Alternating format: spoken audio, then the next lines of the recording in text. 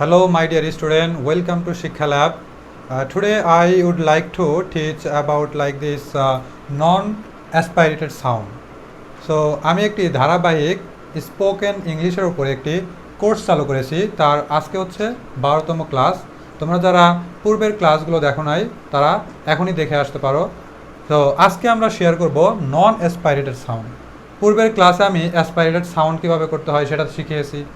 So S এর পর যদি পি বা এস এর পরে যদি টি অথবা এস এর পরে যদি সি খে কিউ থাকে তাহলে আমাদের এটা যে পূর্বে আমরা পিকে পি বলতাম এটা পি রাখবো, তারপরে টিকে ট বলতাম এটা টই রাখবো, কিন্তু সি কে কিউ যেটা আছে এটাকে সি কে কিউ বা ক এর মতো উচ্চারণে রাখবো।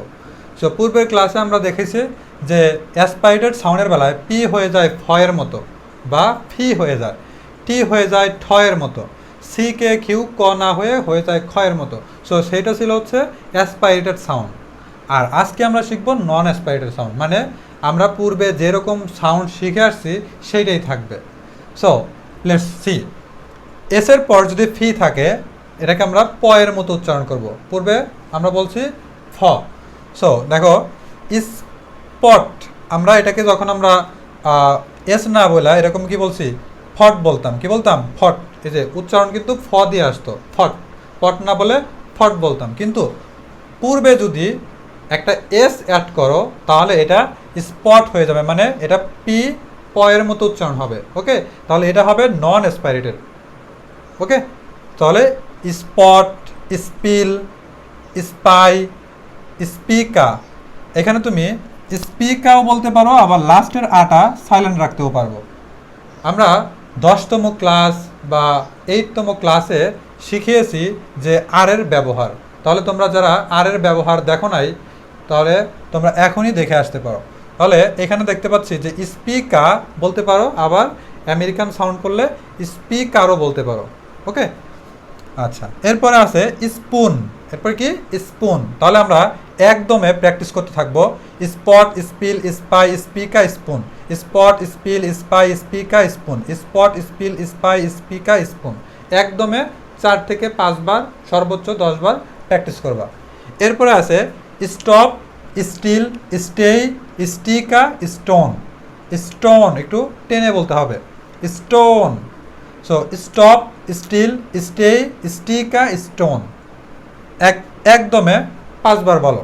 Stop, still, stay, sticker, stone. Stop, still, stay, sticker, stone. Stop, still, stay, sticker, stone. Stop, still, stay, sticker, stone. এরকম লাইক দিস। সো এরপরে আছে স্কট।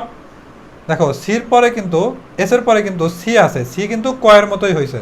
এই যে স্কট, আমি বাংলা উচ্চারণটা এখানে প্রত্যেকটা লিখে রাখছি। তো তোমরা চাইলে প্রথমে সবসময় ফলো করবা ইংলিশ, তারপর যদি উচ্চারণে ভুল হয় তাহলে তুমি বাংলা দেখে নিতে পারো, এটাতে কোনো প্রবলেম থাকবে না। তাহলে স্কট, এস এর পরে সি আছে, এটা খ না হয়ে কি হয়েছে ক এর মতো উচ্চারণ হয়েছে। তাহলে স্কট।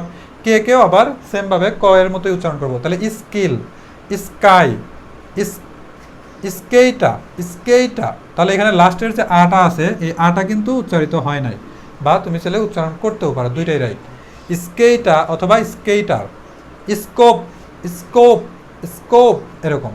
তাহলে একদমে প্র্যাকটিস করো।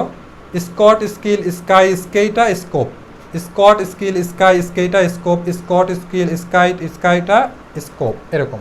তাহলে এই ছিল হচ্ছে নন অ্যাসপাইরেটেড সাউন্ড।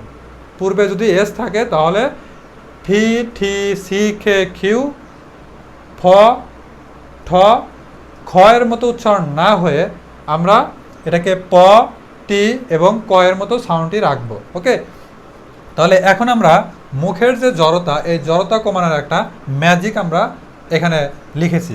সো প্রথমে আমরা এটা দেখব spot, stop, scot, scot, stop, spot. এই যে সিরিয়াল মেনটেন করা, এখান থেকে এইদিকে, এখান থেকে এইদিকে, আবার এইখান থেকে আবার এইদিকে, এইখান থেকে আবার এইদিকে ব্যাক করছি। Spot, stop, scot, scot, stop, spot, এরকমভাবে প্র্যাকটিস করতে হবে। এখন তুমি জিজ্ঞাসা করতে পারো যে আমি এটা প্র্যাকটিস করে কী লাভ? অবশ্যই লাভ আছে। এখানে আমি এমনি এমনি তোমাদের এই জিনিসটা শেখাচ্ছি না, এটা যখন তুমি বলবা তোমার এই সব শব্দগুলোতে দেখবা মামলিং প্রবলেম হয়। কি প্রবলেম হয়?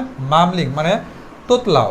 যেমন কথা বলতে গিয়ে এটা কি স্পিকার নাকি স্পিকার হবে, এরকম আ ই এরকম সাউন্ড চলে আসে। যাতে এই ধরনের সাউন্ড না আসে সেজন্যই আমাদের এই স্পট, স্টপ, স্কট এই ধরনের শব্দগুলো প্র্যাকটিস করা।